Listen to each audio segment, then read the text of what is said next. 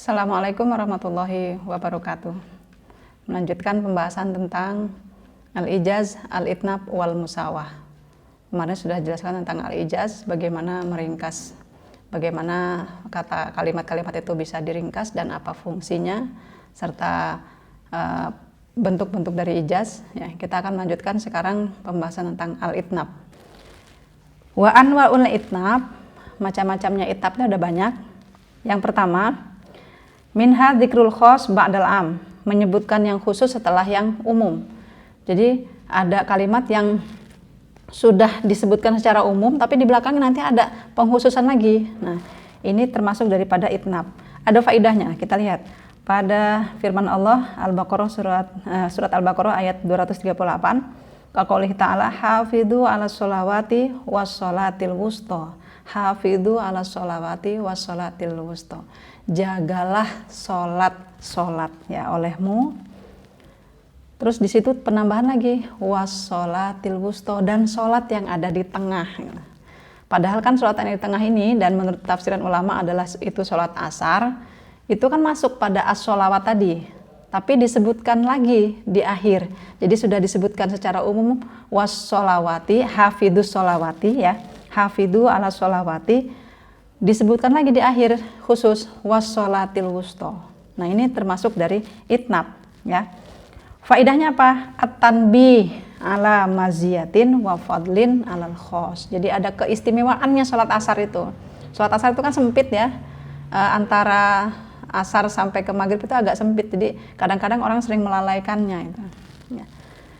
Padahal di situ ada keutamaan sendiri dalam kita menjaga sholat asar itu pada tepat waktu. Ya. Disebutkan sendiri itu hatta ka'annahu li fadlihi wa rif'atihi juz'un akhar mughayyirun lima qablahu. Jadi seolah-olah salat asar itu sudah beda dengan salat yang lain karena disebutkan sendiri, padahal tidak. Tapi penyebutan lebih khusus lagi tadi itu menunjukkan bahwasannya salat asar memiliki fadilah yang lain. Bidzikri li ziyadati fadliha. Kemudian yang kedua, wa minha dzikrul am ba'dal khos. Kebalikannya, menyebutkan yang umum setelah yang khusus. Qaqoulihi ta'ala, rabbighfirli wali walidayya waliman dakhala baitiya mu'minan walil mu'minina wal mu'minat.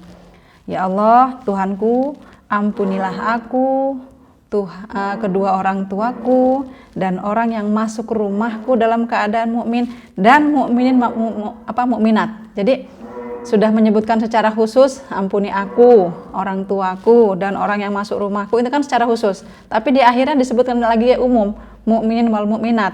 Padahal kan aku, orang tuaku, dan orang yang masuk rumah itu juga kan orang yang mukmin ya, mukminin wal mukminat. Tapi disebutkan masing-masing. Nah, ini juga ada faedahnya. Wa faidatuhu syumulu baqiyatil afrod. Jadi faedahnya itu seolah-olah semua individu itu masuk gitu. Semua individu masuk. Supaya lebih masuk disebutkan lagi satu-satu individunya gitu. Jadi kemudian faedahnya juga ada perhatian khusus ya. Semoga Allah itu mengampuni dosa saya dulu, orang tua dan orang yang masuk rumah saya dalam keadaan beriman, baru kemudian mukminin wal mukminat, begitu. Ini sering kita praktekkan dalam doa ya. Jadi doanya kan kita khususkan kepada diri kita, keluarga, baru kepada mukminin wal mukminat. Kemudian yang ketiga, wa minha al-idahu ba'dal ibham, menjelaskan setelah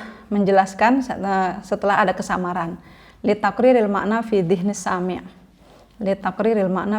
sami' bidzikrihi marrataini, marratan ala sabilil iham wal ijmal wa marratan ala sabilit tafsil wal idah.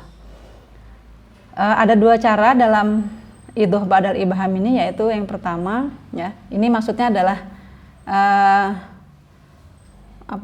ketika ada sesuatu yang masih samar, kemudian di belakangnya nanti ada penjelasan lagi. Ada dua cara, yang pertama dengan cara samar dan ada yang cara jelas ya. Marratan ala sabilil iham wal ijmal wa marratan ala sabilit tafsili wal idah. Yang samar ini bentuknya global, sedangkan yang jelas itu secara tafsil, perinci. fayaziduhu dzalika nablan wa syarafan. Nanti penambahan ini nanti akhirnya jadi bisa mengungkapkan dengan lebih jelas atau bisa menampakkan apa yang tadinya masih samar. Qaulihi ta'ala ya ayyuhalladzina amanu hal adullukum ala tijaratin tunjikum min adzabin alim tu'minuna billahi wa rasulihi wa tujahiduna fi sabilillahi bi amwalikum wa anfusikum. Wahai orang-orang yang beriman, apakah kamu mau saya tunjukkan ya perdagangan yang bisa menyelamatkanmu dari adab yang pedih? Perdagangan apa itu gitu ya? Maka masih samar ini ya, masih iham. Maka kemudian dijelaskan tu'minuna billahi wa rasulihi wa tujahiduna fi sabilillahi bi amwalikum wa anfusikum. Nah, ini dijelaskan kemudian secara terperinci bahwasanya mau perdagangan yang yaitu beriman kepada Allah, Rasulnya, kemudian berjihad di sabilillah ya, di jalan Allah dengan harta maupun diri kamu. Kemudian contoh yang lain, wa qadaina ilaihi dzalikal amro anna dabiru haula'i maqtu'un musbihin. Dan telah kami wahyukan kepada Lut ya perkara itu, yaitu bahwa mereka akan ditumpas habis di waktu subuh. Surat Al-Hijr ayat 66. Pada kata dabiru haula'i ya, ini kemudian ditafsirkan dan diperjelas pada kata-kata dzalikal amru yang masih samar. Perkara itu apa maksudnya? Wafa. Nah, kemudian dijelaskan dengan dabiru haula'i maqtu'un musbihin gitu ya. Wa faidatuhu taujihud dhihni ila ma'rifatihi wa tafkhimu sya'nil mubin. Faidahnya untuk supaya mukhatab ya itu hatinya itu langsung terarah pada apa yang dibicarakan gitu. Kemudian tidak menganggap sepele hal yang sedang dikatakan itu. Kan kalau kita mengatakan saya akan dijelaskan suatu perkara, kayaknya itu perkara kalau belum dijelaskan apa itu perkaranya, biasanya orang akan menganggap sesuatu yang remeh. Maka kemudian dijelaskan di belakangnya ya. Nah, ini termasuk dari itnab yang al-idoh ba'dal ibham.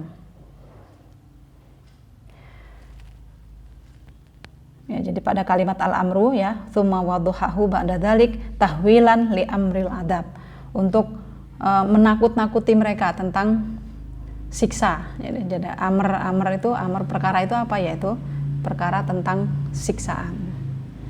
Wa minha itnab yang selanjutnya adalah at-tausyi', wa huwa ayyuta fi akhiril kalam bi musannan mufassirun bi mufradaini. Tausyi' itu adalah menambahkan ya pada akhirnya kalam yang menunjukkan makna dua, yaitu masing-masingnya. Jadi penjelasan pada masing-masingnya. Jadi ada kalimat, di situ ada kata yang menunjukkan makna dua, kemudian di belakangnya diberikan penjelasan. Contoh, ala ilmu ilmani, ilmu itu ada dua. Nah itu kan. Kemudian dijelaskan di belakangnya ilmul abdan wa ilmul adyan. Nah itu namanya at-tausyi'. Rumah saya ada dua, satu di jalan ini dan satu di jalan itu. Nah itu namanya tausyi'. Nah itu juga termasuk itnab dan ada faidahnya. Yang selanjutnya wa minha at-takrir atau at-tikror, pengulangan. Wa huwa dzikru syai'i marrataini aw aktsar li agrodin. Penyebutan sesuatu dengan dua kali atau lebih ya, dengan maksud-maksud ya. Yang pertama at-takkid ya, menguatkan, kemudian takrirul makna fin nafsi, menetapkan makna dalam hati, qasdul isti'ab, memperluas ya, at-taladud bidzikrihi, karena enak diucapkan jadi diulang-ulang, wa ghairi dzalik. Jadi pengulangan itu juga termasuk itnab. Qaulihi ta'ala kalla saufa ta'lamun tsumma kalla saufa ta'lamun. Ini ada faedahnya. Faedahnya adalah takkid ya. Kelak kamu akan tahu, kemudian kelak kamu akan tahu. Wa qaulihi ta'ala fa inna ma'al usri yusron inna ma'al usri yusra. Ini juga ada pengulangan. Tapi ada faedahnya. Faedahnya apa? Menetapkan makna tersebut ya dalam hati. Jadi bahwasanya setiap ada kesulitan nanti pasti ada kemudahan. Diulang lagi. Jadi biar mantep. Jangan khawatir, setiap ada kesusahan pasti ada kemudahan nantinya gitu. Kemudian contoh yang qasdul isti'ab ya. Qara'tul kitaba baban. Saya membaca kitab ini bab demi bab gitu. Kalimatan. Ya. Ini pengulangan. Contoh yang taladud bidzikrihi, enak diucapkan. Sakallahu najdan wassalamu ala najdin wa yahabbadha najdin alal qurbi wal bu'di. Mengucapkan kata najdin berulang kali, atau ketika kita mengucapkan seorang yang dipuji diucapkan berulang kali, itu juga termasuk dari at-taladud bidzikrihi. Jadi tidak pakai domir tapi disebutkan orangnya. Itu yang tikror. Selanjutnya yang keenam, wa minha al-i'tirad. I'tirad ini penghalang ya. Li ghardin yuksiduhul mutakallim. Karena maksud yang diinginkan mutakallim yaitu bentuknya apa? I'tirad ayu tafi asna'il kalam au baina kalamaini muttasilaini fil makna. Menambahkan di antara dua kalimat, menambahkan kalimat di tengah-tengahnya ya. Kita sebut dengan jumlah mu'tarido, jumlah penghalang ya. Satu ataupun dua jumlah atau banyak, dan nanti dalam posisi i'rabnya tidak memiliki tidak memiliki mahal ya. Contoh, inni maridun. Kata-kata inni maridun kemudian dihalangi dengan kata-kata inni hafadzakallahu maridun gitu. Atau kita mengatakan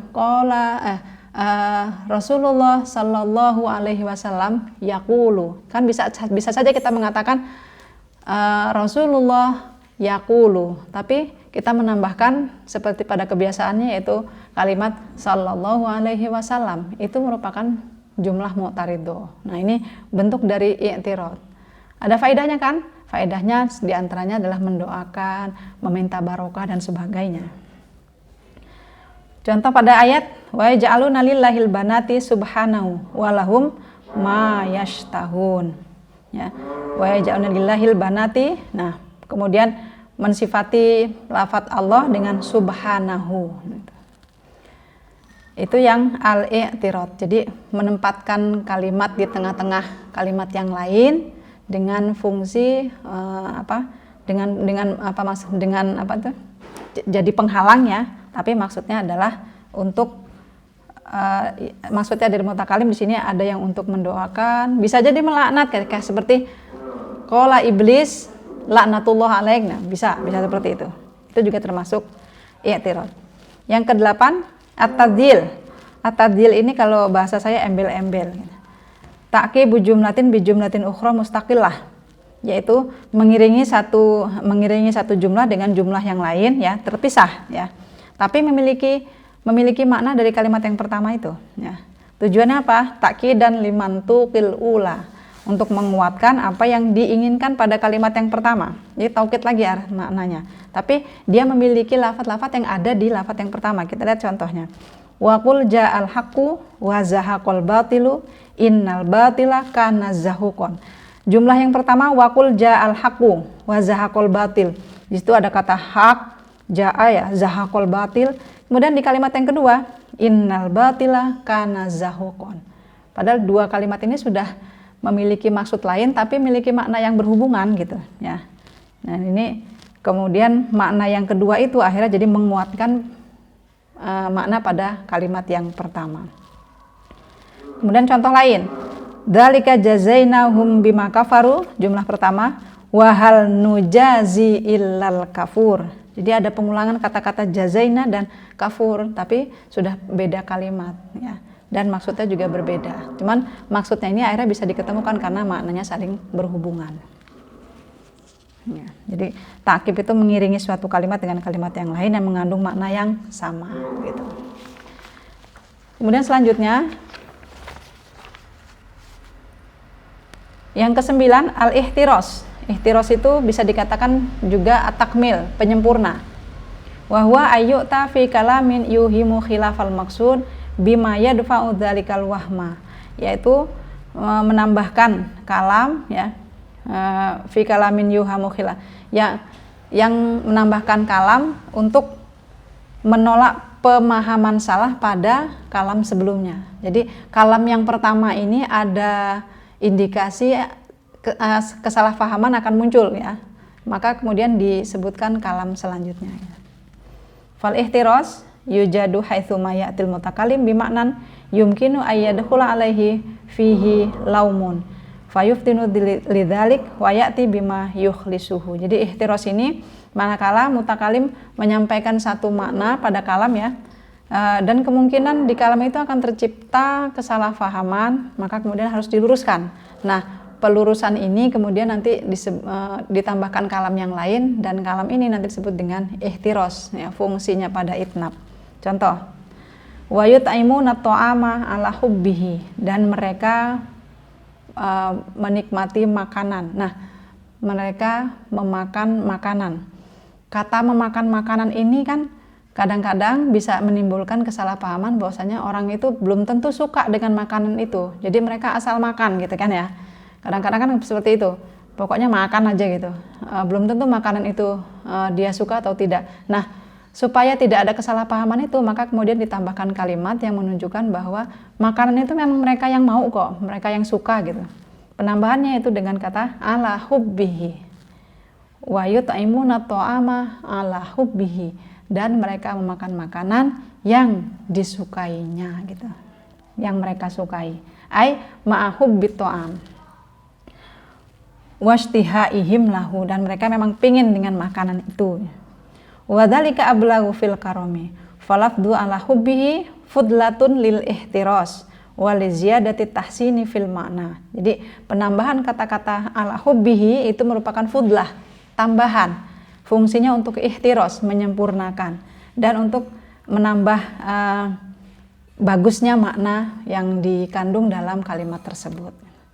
Ini itnab yang ke-9. Dan yang ke-10, wa minha at-tatsmim wahwa ziyadatu fudlah.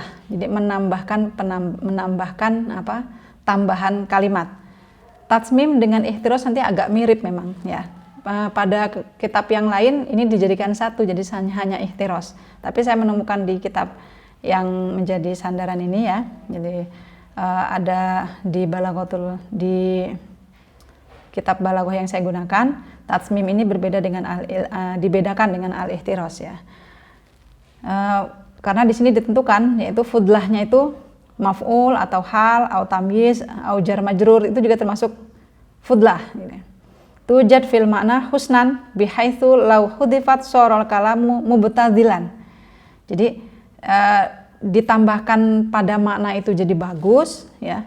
Kalau dibuang kalimat itu jadi kosong gitu ya. Jadi fudlah itu kan tambahan, tapi tambahan ini jadi bikin bagus gitu ya.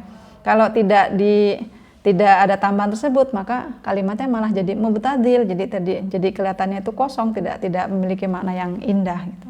Seperti pada qaul Ibnul Mu'taz ya, yasifu farsan ketika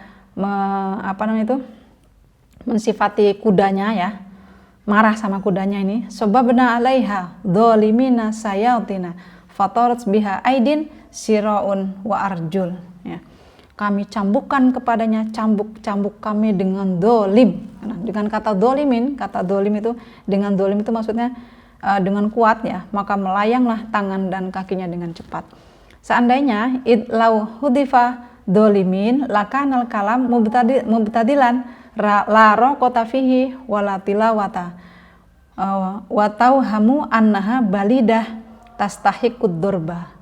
Kalau tidak ada kata-kata dolimin, seolah-olah nanti mukulnya itu, nyambuknya itu cuma nyambuk biasa gitu. Padahal di sini Ibnul Mu'taz ingin mengatakan bahwa cambukannya itu benar-benar luar biasa gitu. Sampai bisa lepas tangan dan kakinya, jadi pakainya dolimin gitu. Pakai kata dolimin. Kalau misalnya kata doliminnya dibuang, kalimat tersebut jadi nanti kosong, artinya yaitu tadi hanya seperti mencambuk biasa. Tapi seperti apa coba mencambuk biasa sampai tangan dan kakinya lepas? Itu mungkin memerlukan waktu berminggu-minggu nanti. Padahal ini cambukannya dengan cambukan yang sangat keras gitu. Ya. Wa yastahsanul itnabu fi sulhi bainal asyairi wal madhu wa thana'u wa dhammu wal hija'u wal wa'du wal irsyadu wal khitabatu fi amrin min umuril amah wa tahni'ah wa mansyuratul hukumah ilal ummah wa katabal wulatu ilal muluki li ikhbarihim bima yahdutsu ladaihim an mahamil umur. Itnab ini kapan digunakan? Baiknya kapan digunakan? ada ketika kita ingin mendamaikan ya di antara permasalahan. Jadi kalimat-kalimat yang mendamaikan itu bisa yang panjang-panjang ya. Kemudian memuji, tadi saya sampaikan ya. Terus wasana ini sama dengan madhi ya, ngalem seseorang gitu ya. Kemudian menghina juga bisa, atau ketika mengeja ya, mengeja. Kemudian menasehati, memberikan petunjuk, khitobah atau berpidato ya untuk masalah-masalah umat, masalah-masalah umum. Kemudian mengucapkan selamat ya, menetapkan atau menjelaskan hukum-hukum kepada umat ya, menulis perintah kepada bawahan-bawahannya ketika terjadi hal-hal yang penting. Nah, itu termasuk al-itnab. Nah, kapan kita bagus melaksanakan al-itnab pada hal yang seperti itu. Nah, dan terakhir al-musawah ya. Al-musawah ini paling sedikit pembahasannya karena memang musawah ini memang yang biasanya atau yang semestinya kita ucapkan. Jadi kalimat yang kita ucapkan dengan makna yang kita pikirkan itu sesuai, itu namanya al-musawah. Jadi sebenarnya tidak perlu ada pembahasan dalam al-musawah karena al-musawah itu adalah al-aslu al-maqisu alaihi ya, asli dalam penggunaan kalimat ini. Contoh, wa ma tuqaddimu li anfusikum min khairin tajiduhu indallahi. Kalimat itu sudah pas dengan maknanya. Kullu mri'im bima kasaba rahinun. Kemudian man kafara fa alaihi kufruh innamal a'malu binniyat wa likulli imri'im ma nawa. Ini kalimat-kalimat yang nanti bisa kita perhatikan ya. Kita cari terjemahnya ya, ayat-ayat tersebut pasti maknanya sesuai dengan apa yang terkandung dalam kalimat tersebut. Jadi kalimat dan makna sesuai. Itu yang dibahas dalam al-musawah. Jadi al-musawah ini nyaris tidak ada pembahasan, hanya definisi dan contoh saja. Demikian yang bisa saya sampaikan ya sebagai pelengkap, dan ini merupakan pembahasan terakhir dari ilmu ma'ani. Semoga bermanfaat. Sekian, assalamualaikum warahmatullahi wabarakatuh.